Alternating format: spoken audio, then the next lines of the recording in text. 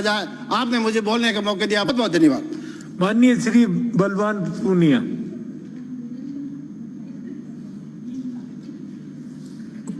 सभापति महोदय,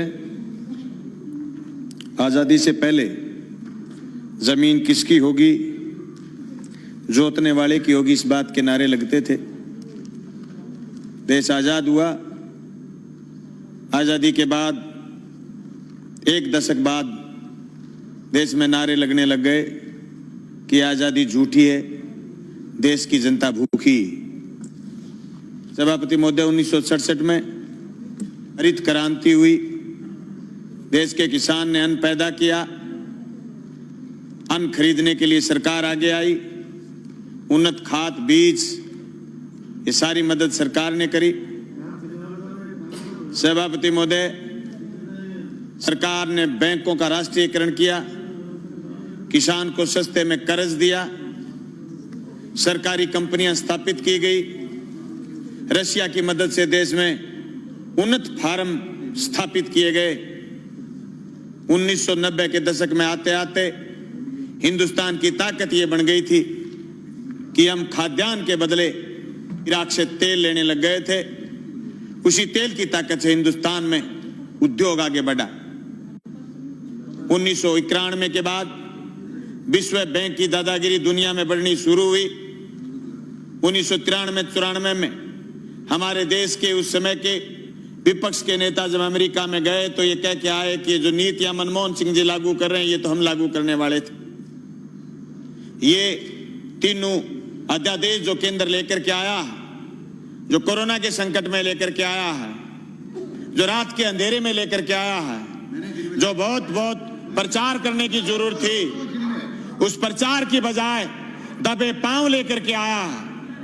ये तीनों अध्यादेश जो कानून की शक्ल ले चुके, जिस अध्यादेश के बल पर ये बात कह रहे हैं कि हम देश के किसान का भला करने वाले हैं, अभी बिहार में पता चल जाएगा।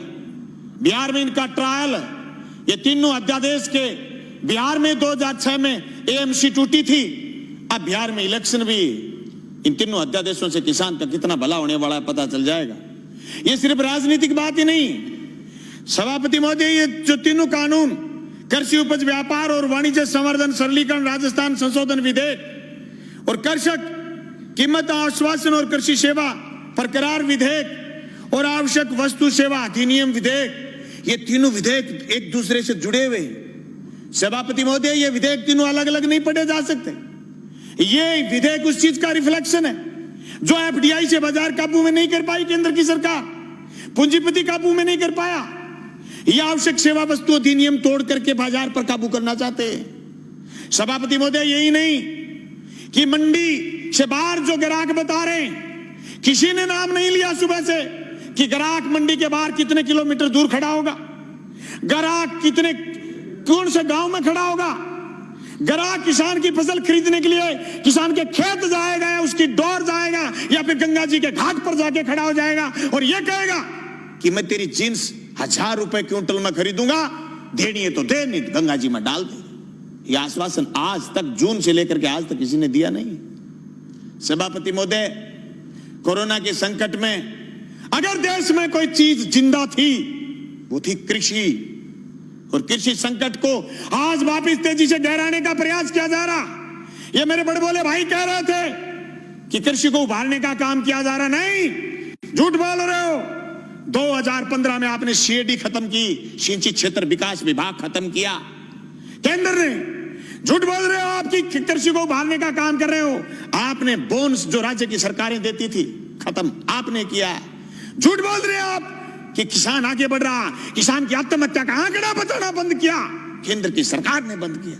सभापति महोदय, खेती खेती नहीं, ये जमीन भी बेचना चाहते हैं बड़े पूंजीपति के हवाले। इसलिए तीनों अध्यादेश साथ लेके आए, एक दूसरे से जुड़े हुए ये चीज, इनको अलग नहीं किया जा सकता। ये क्यों नहीं बता रहे कि एमएसपी पर खरीदेगा, बाहर भी कोई खरीदेगा तो जी प्रधानमंत्री जी कह रहे हैं, तो प्रधानमंत्री जी तो अच्छे दिन आने की भी कह रहे थे, प्रधानमंत्री जी तो काला धन वापिस आने की भी कह रहे थे, प्रधानमंत्री जी तो 15-15 लाख खाते में आने की भी कह रहे थे, प्रधानमंत्री जी तो 2 करोड़ रोजगार की भी कह रहे थे, पर हुआ तो नहीं। कैसे मान लें? कागज से मानेंगे, कलम से मानेंगे, लिखित में मानेंगे, और आप कह रहे हैं आंदोलन नहीं है। गलत कह रहे हो आप। पीपली का किसान पूरे देश में छाप छोड़ के गया। अरे हरसिमरत कौर इसलिए इस्तीफा देकर चली गई कि आपकी जमीन, उनकी पंजाब में जमीन, राजनीतिक जमीन खिसकनी शुरू हो गई थी। तुम क्या सोचते हो कि राजस्थान में किसान सड़क पर क्यों नहीं आया? आएगा, राजस्थान में भी आएगा। मैं गया था 25 सितंबर को भादरा, मेरे विधानसभा क्षेत्र में 5000 किसान इकट्ठे हुए थे। गंगानगर, हनुमानगढ़ में लोग इकट्ठे हुए थे। अरे राजस्थान में 800 850 मंडियां लगी थी पिछली रबी की फसल तुलाई में, और 30,000 टोकन कटे हुए रह गए। केंद्र की सरकार ने बंद कर दिया था। राजफेड खरीद लेगी तो नेफेड नट जाएगी, इनकार कर देगी। अभी मूंगफली किस में ये किया है? ये तो अध्यादेश बुलाने के लिए, सदन बुलाने के लिए बात आ गई, और माननीय उपनेता विपक्ष के और इन्होंने ये प्रयास किए होंगे कि मूंगफली की खरीद शुरू करो, नहीं तो केंद्र ने हाथ उठाने शुरू कर दिए।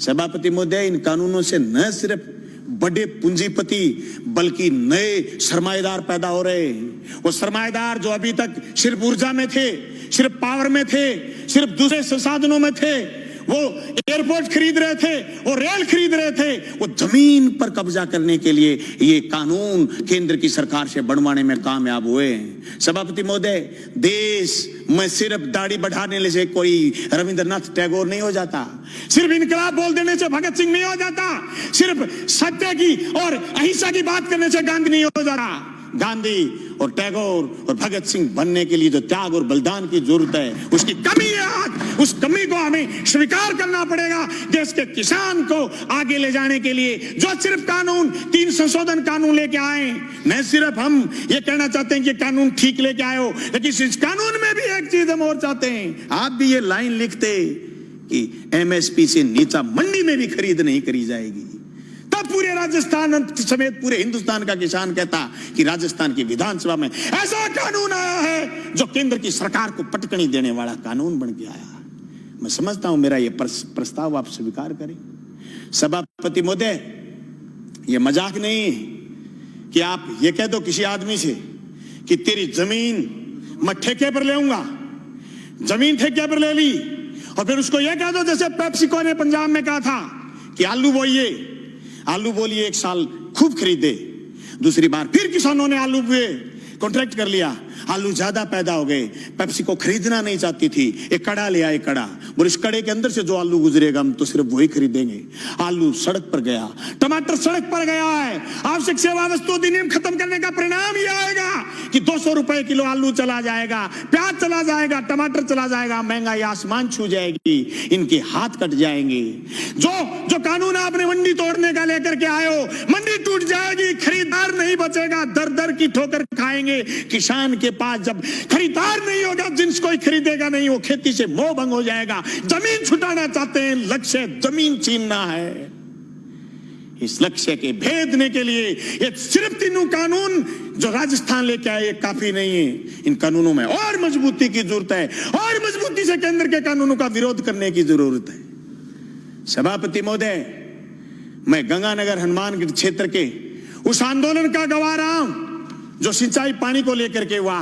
मेरे पुरखे उस आंदोलन का नेतृत्वकारी रहे हैं जो जमीन छीनना चाहते थे।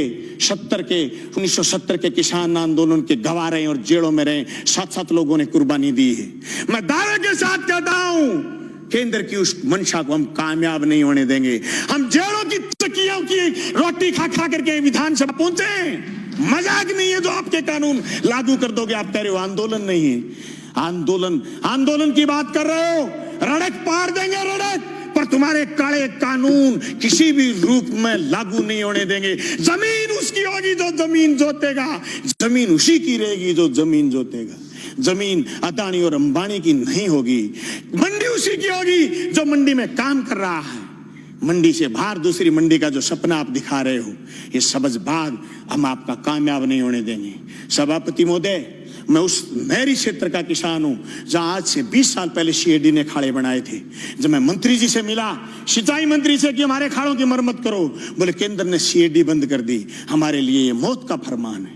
ये तीनों कानून भी मौत के फरमान है। सभापति महोदय, मैं ये कहना चाहता हूं, ये सिर्फ 3 कानून यही नहीं है, भविष्य के कानून और बता रहा हूं। नया बिजली का कानून लेकर के आएगा केंद्र। सारे हिंदुस्तान की पावर अदानी को सौंपने का मन बना रखा है।